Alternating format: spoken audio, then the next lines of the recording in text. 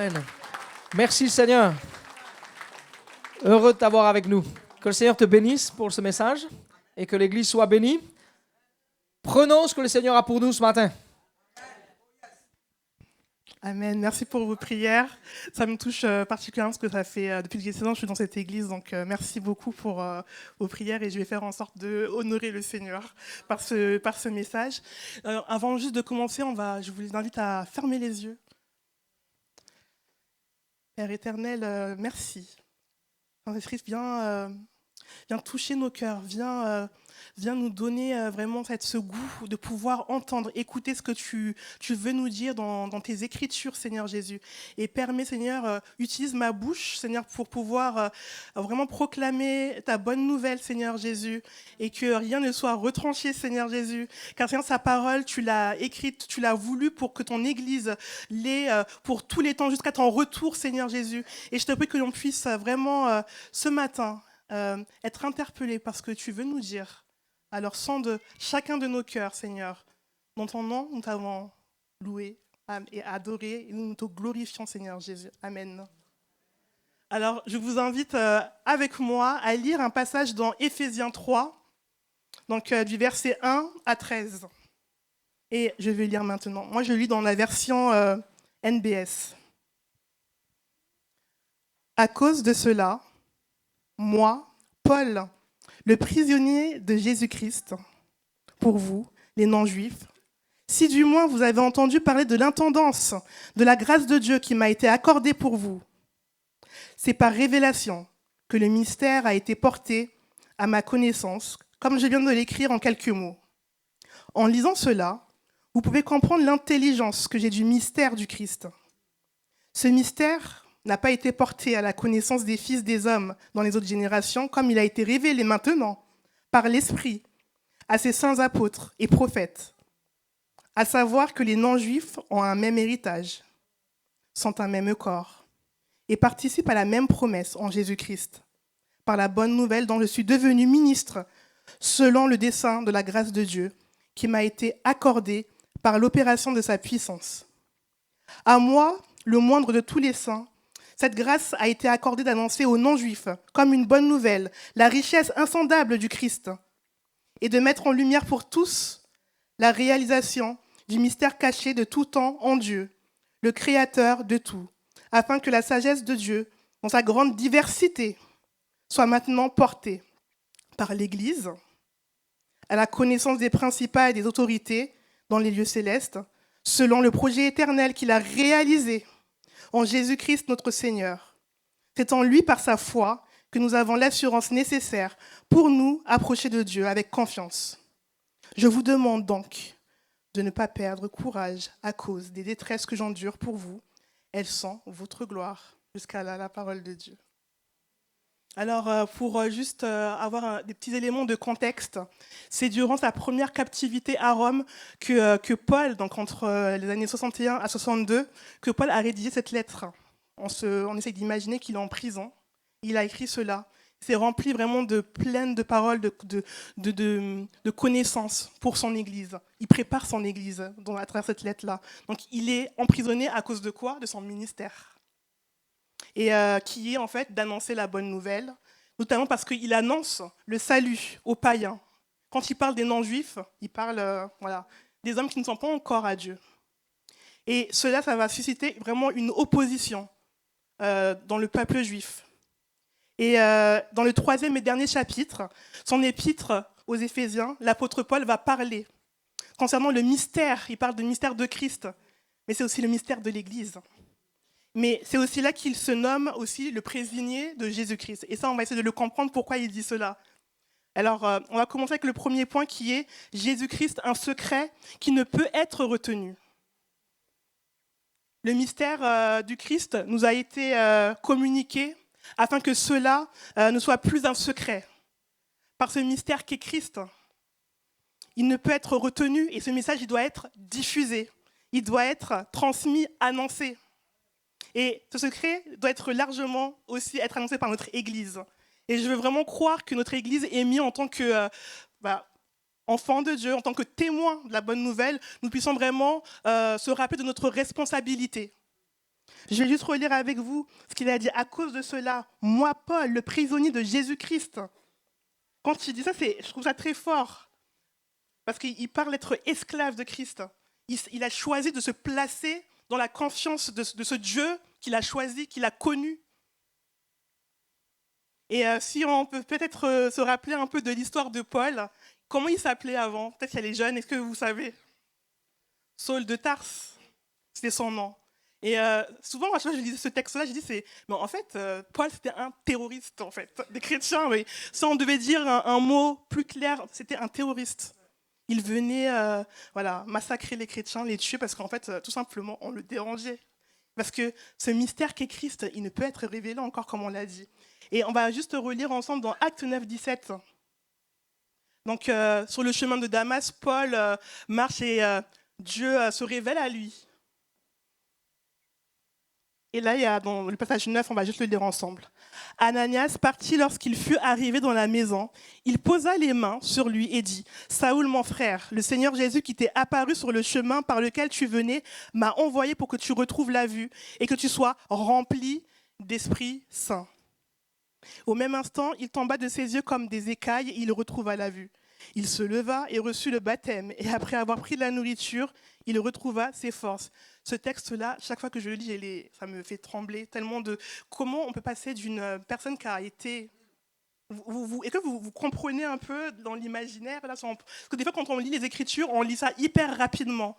On passe d'un homme qui avait peut-être la haine. Je ne sais pas si vous vous rendez compte. Imaginez qu'un jour, quelqu'un se dresse devant vous, là, avec une arme à feu, et te dit, est-ce que tu es chrétien? Et qu'est-ce que vous répondirez? Je voulais juste ça en suspendant la tête. Donc imaginez cet homme-là qui avait toute cette colère, cette noirceur, tout simplement. Et là, le Saint-Esprit se révèle à Paul, maintenant appelé Paul. Et il faut savoir aussi que quand il a commencé après à commencer son ministère, mais les gens avaient peur. Ils disaient, mais c'est Saul de Tarse qui vient nous tuer. Mais son cœur a été transformé par l'Esprit Saint. On n'a pas de l'onction de Dieu. L'onction de Dieu, des fois, on fait quelque chose de très magico-magique, là. Non. C'est le surnaturel de Dieu.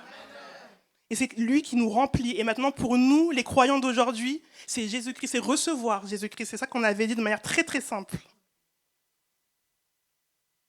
Et en tant que témoin, nous devons vraiment être caractérisés par cette seule volonté de confesser Jésus-Christ, que ce soit face à l'incroyance, à la persécution, aux oppositions ou encore au martyr jusqu'à la mort.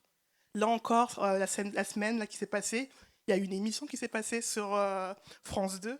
Et j'ai vu que ça a déchaîné vraiment les passions. Tous les chrétiens ont mis son petit post sur Instagram. Mais ne soyons pas étonnés en fait. Les journalistes n'ont qu'à parler. Nous continuerons jusqu'à ce que Jésus revienne. Donc, nous ne devons pas être étonnés. Il y aura encore des choses encore plus intenses qui vont se passer. On viendra persécuter les chrétiens. Peut-être qu'il y en a ici qui viendront ici. Peut-être qu'il y a une personne qui est ici aussi qui se dit, bon, je ne connais pas Christ. Et j'espère que vous allez pouvoir connaître cette bonne nouvelle qu'est Christ. Parce que Dieu, c'est quelqu'un qui est incroyable et qui change les vies, en fait. Et peut-être que cette journaliste qui a mis en place tout ce système n'a pas encore compris qui est Jésus. Mais en tout cas, je prie pour elle pour qu'elle puisse avoir la révélation de Jésus-Christ. Et nous soutenons nos frères et nos sœurs chrétiens, tous les mêmes influenceurs chrétiens qui proclament tous les jours Jésus. Nous aussi, nous proclamons et nous continuons aussi à pouvoir faire germer cette bonne nouvelle. Donc nous soyons toujours encouragés de pouvoir aller proclamer la bonne nouvelle. Parce que quand on proclame la bonne nouvelle, c'est la vie qui se propage. Et parce que si nous sommes ici aussi, nous sommes aussi comment on pourrait dire ce mot-là? Le témoignage de quelque chose qui s'est passé. C'est-à-dire que de génération en génération, nous avons été mis au bénéfice de toute cette parole qui est arrivée, qui s'est accomplie. Et elle est parvenue jusqu'à nous. Et nous sommes là, et nous, à notre tour aussi, nous allons la propager aussi à notre tour. Donc il faut continuer vraiment à désirer Jésus-Christ, cette onction de Dieu. Cette huile fraîche qu'on parle aussi dans l'Ancien Testament, c'est Jésus qui a été révélé. C'était ce secret, comme il a rappelé dans le verset 4 à 5, on va encore le relire. Ce mystère n'avait pas été porté à la connaissance des fils des hommes dans les autres générations, comme il a été révélé maintenant par l'Esprit à ses saints apôtres et prophètes. Et à savoir que les non-juifs ont un même héritage. Donc il faut vraiment qu'on puisse se rappeler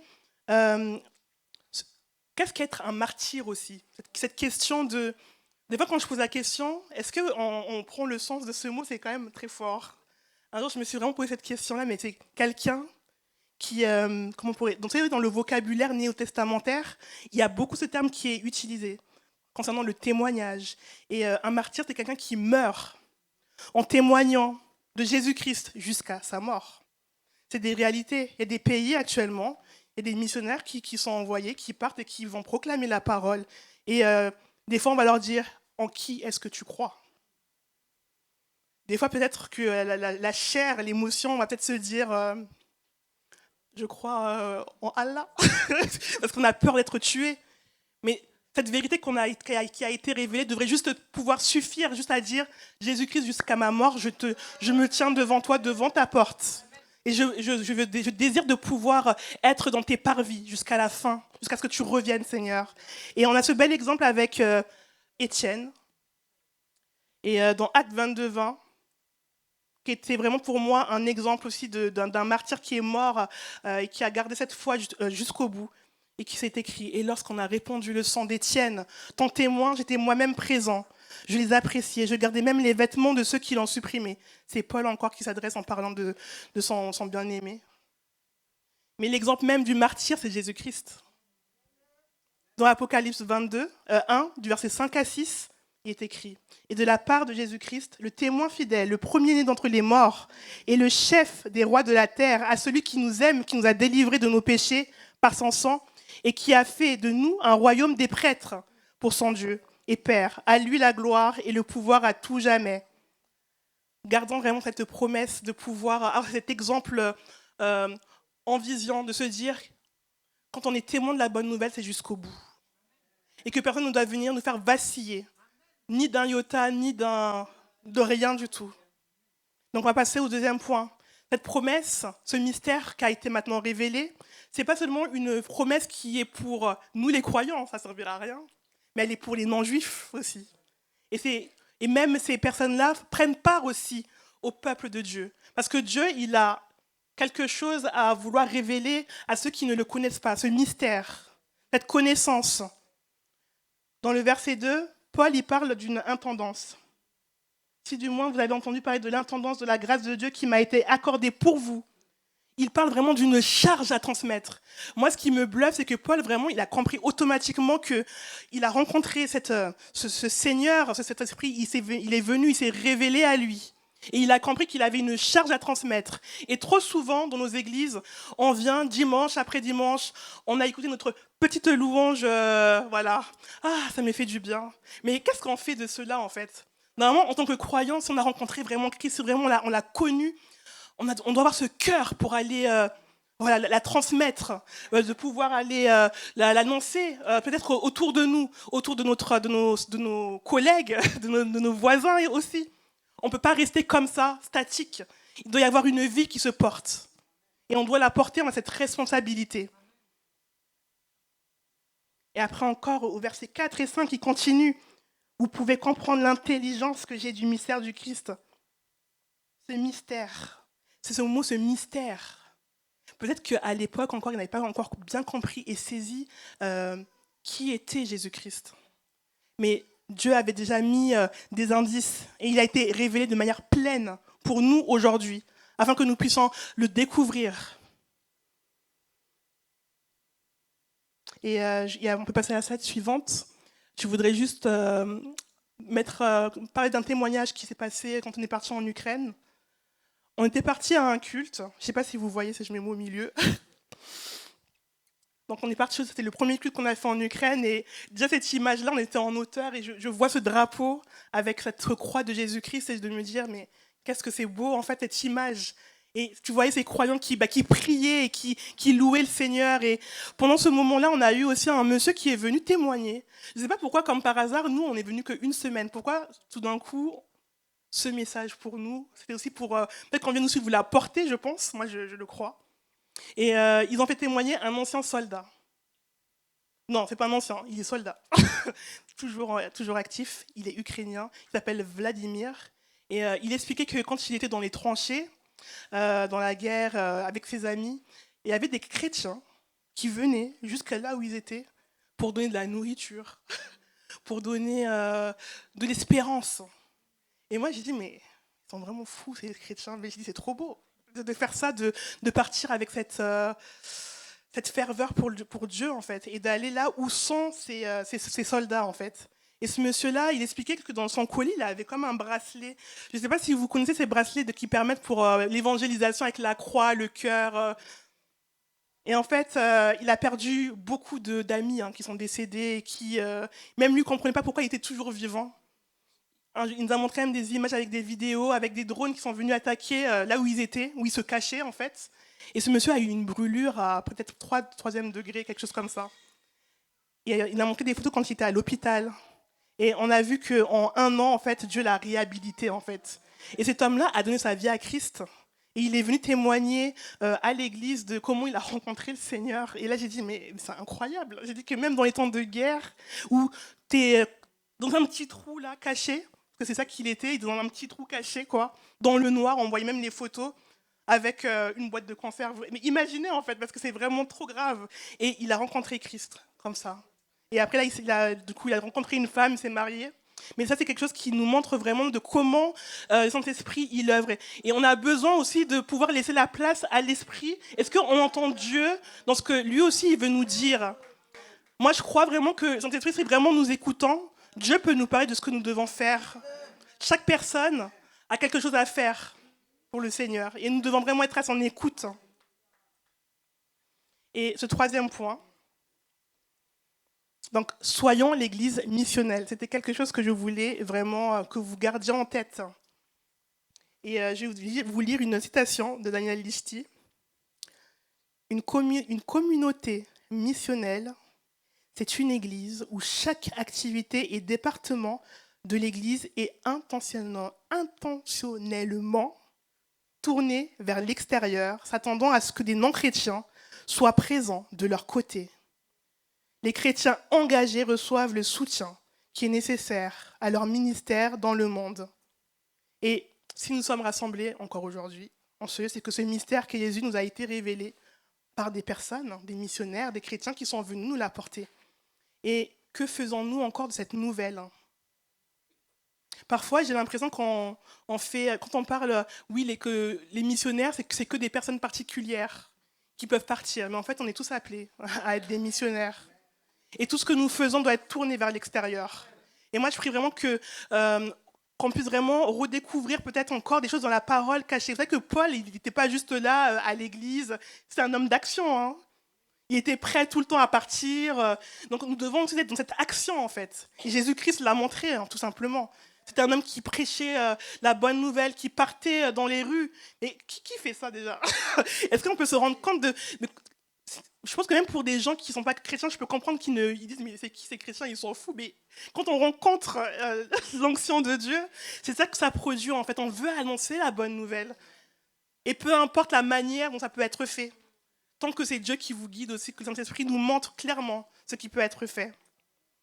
Moi, quand on est parti en mission avec l'équipe, de voir toutes les personnes qui se sont levées du monde entier, ça m'a vraiment touchée. Parce que j'étais assise là, je me disais mais j'aurais voulu vraiment savoir leur histoire, de savoir comment ils se sont levés comme ça pour venir. Moi, pour la petite histoire, l'année dernière, moi, quand je prie, j'avais à cœur, le Seigneur m'a montré vraiment d'aller partir dans les pays de l'Est. Moi, déjà, de base, je connais rien du tout dans les pays de l'Est. Et je ne pense pas que ce soit un pays que je serais partie. Vraiment, je vous le dis. Et j'avais reçu ça comme ça en un mot pendant la prière. Et puis, il m'a dit aussi Ukraine. J'ai dit, oh, je t'aime, Seigneur, mais là, c'est trop me demander. J'ai juste reçu ces 2 pays. Et j'ai dit, ok, Seigneur, c'est toi qui met tout en place. Tu feras comme tu le veux. Et on verra ce qui va se passer. Moi, dans mon optique, je pensais partir seule, je vous le dis. Mais je désirais quand même partir avec des personnes, mais je ne savais pas comment commencer le projet. Parce que des fois, je me dis, est-ce que tout le monde aimerait partir dans un pays voilà, en guerre ou dans un pays aussi où on ne comprend pas la langue? Et ça peut être assez compliqué aussi. Donc, pour juste vous raconter le début de l'histoire, ouais, j'en avais parlé aussi à mes parents, à mes pasteurs aussi. Et moi, je me rappelle, mes parents, je voulais les préparer. Donc, je vais partir en Ukraine. Je vais partir en Roumanie. Et mes parents, ils n'étaient vraiment pas d'accord. Parce qu'ils disaient, mais qu'est-ce que tu vas faire là-bas? Il n'y a même pas de couloir humanitaire. J'ai dit, je sais juste que le Saint-Esprit, il a dit qu'il faut partir dans ces pays-là.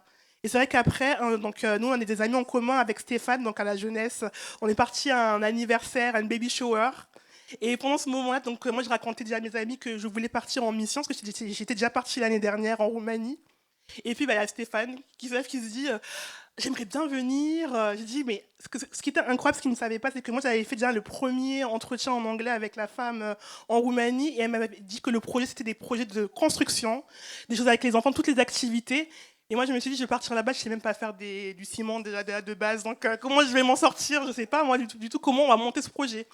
Et Stéphane arrive, et puis il y a Raphaël qui est aussi à ma fac, et puis on était parti aussi à l'église Expansion aussi. Et on avait aussi, présenter ce projet-là et de savoir est-ce qu'il y a des chrétiens qui voulaient venir aussi. Et il y a Jean-Paul et Emeline qui se sont levés. Mais est-ce que vous vous rendez compte de partir en mission, une petite de 16 ans, Jean-Paul aussi.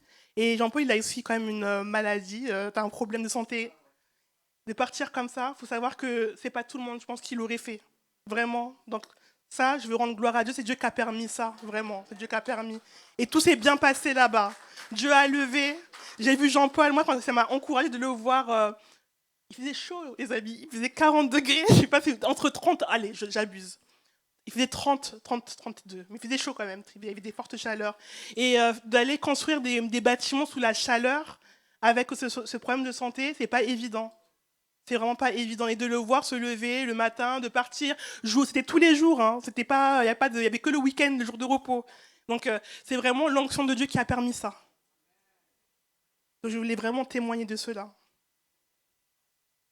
Et comme il a été rappelé, l'onction de Dieu, c'est le Saint-Esprit, c'est Dieu qu'on reçoit. Et est-ce que nous l'avons tous reçu? Est-ce que nous comprenons ce que Dieu veut nous dire?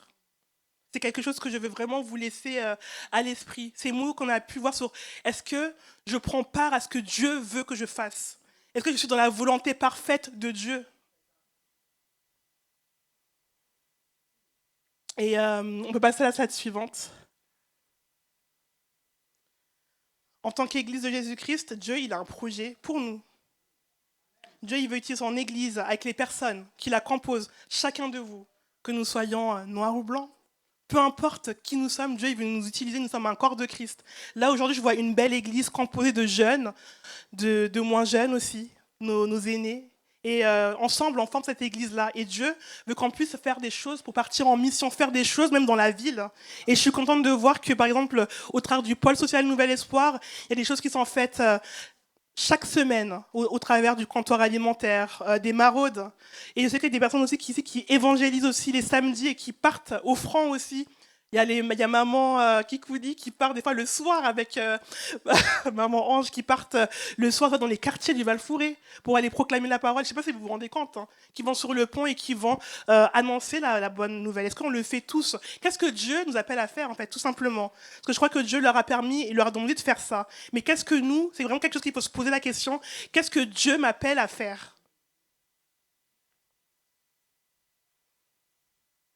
Et de quoi sommes-nous les témoins, du coup, aujourd'hui? De Jésus-Christ, la bonne nouvelle. Et nous devons en faire quelque chose, une action qui soit vivifiante.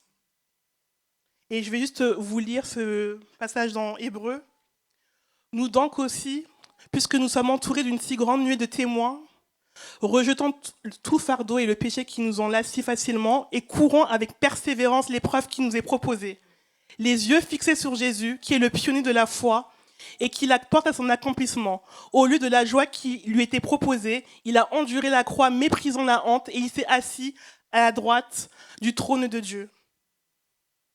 Alors ce matin, j'aimerais vraiment qu'on puisse vraiment se lever ensemble. Et qu'on puisse vraiment prier.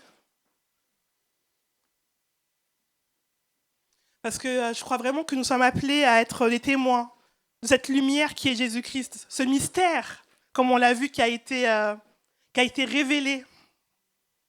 Et cette lumière qui est Jésus-Christ, ce n'est pas juste de l'accepter, mais c'est vraiment de continuer le fil de ma vie en sachant que je vais aller porter cette action devant les hommes.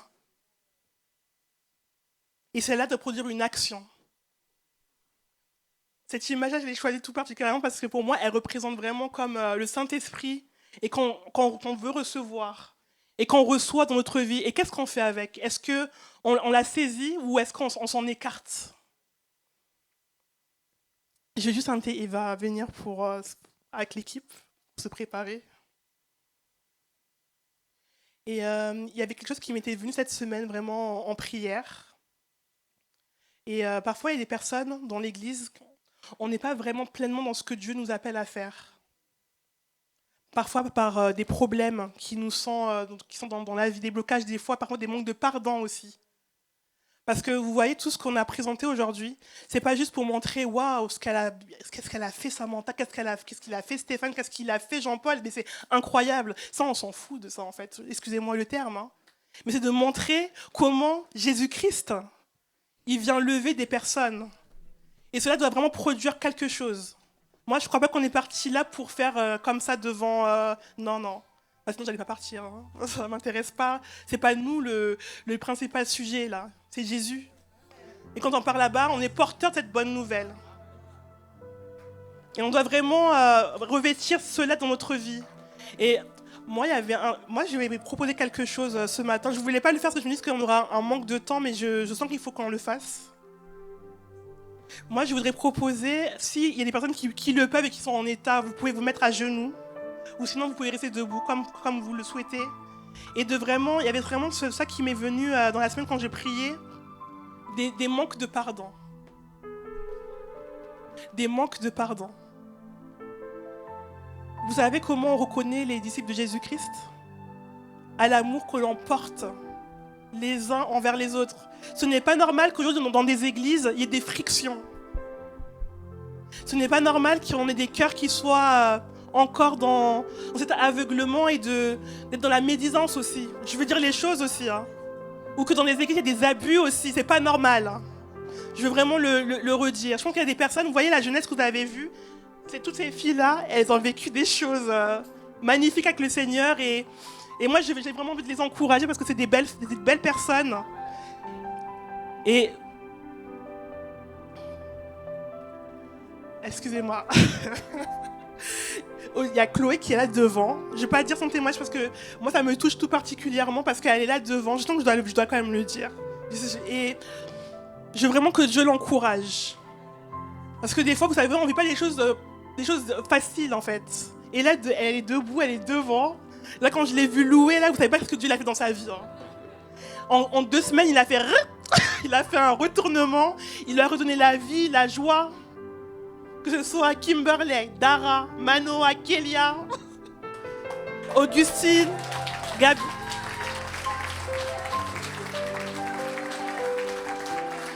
Et là, quand elles font ça, elles annoncent la bonne nouvelle. Donc j'avais vraiment envie de mettre ça en lumière, de montrer que arrêtons ces manques d'amour. Et vraiment, il y a vraiment quelque chose que le Seigneur voulait faire dans le cœur de plusieurs personnes, c'est d'aller demander pardon. D'aller demander pardon. Des fois, ça peut être très compliqué parce que des fois, on vit des choses qui peuvent être difficiles. Ça peut être plusieurs choses. Et Dieu vous invite à aller sur ce cheminement. Ça prendra le temps que ça prendra.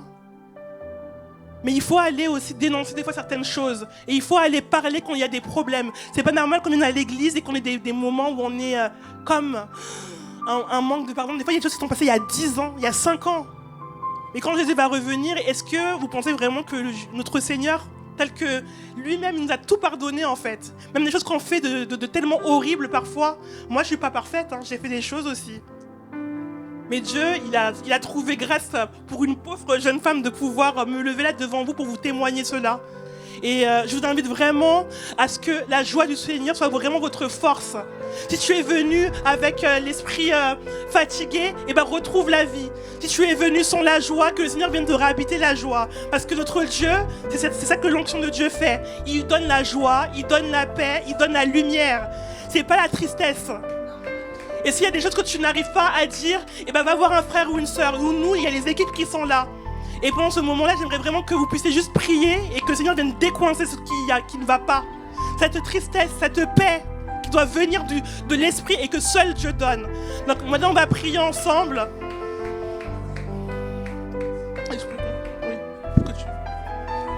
Père éternel, tu es le roi des rois, Seigneur, et je te remets ton église, Seigneur Jésus. Seigneur, toi, tu connais, Seigneur, les défis de chaque personne qui est ici, Seigneur. Ça peut être peut-être un manque de pardon, ça peut être des choses qu'ils ont vécues qui ont été tellement compliquées, Seigneur Jésus. Alors, Seigneur, je te prie de venir les visiter maintenant, Seigneur. Seigneur, nous nous dressons contre toute opposition du mal, Seigneur, et nous prions et nous déclarons, Seigneur, que tu es le roi des rois, Seigneur Jésus. Tu es le maître de cette maison. Tu es notre Dieu, Seigneur. Et on veut vraiment, Seigneur, te rendre toute la gloire, Seigneur. Car, Seigneur, toi, tu es celui qui nous donne vraiment cette espérance, Seigneur Jésus. Tu nous demandes de partager ton espérance, Seigneur Jésus, ton amour, Seigneur Jésus. Alors, je te prie que, Seigneur, tu viennes toucher plusieurs dans ce lieu.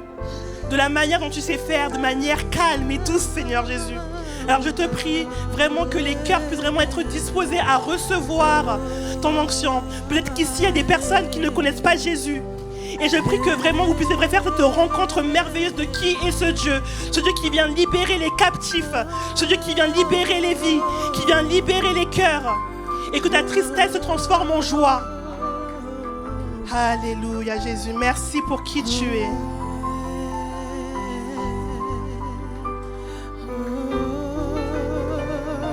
Amen. Devant la pluie.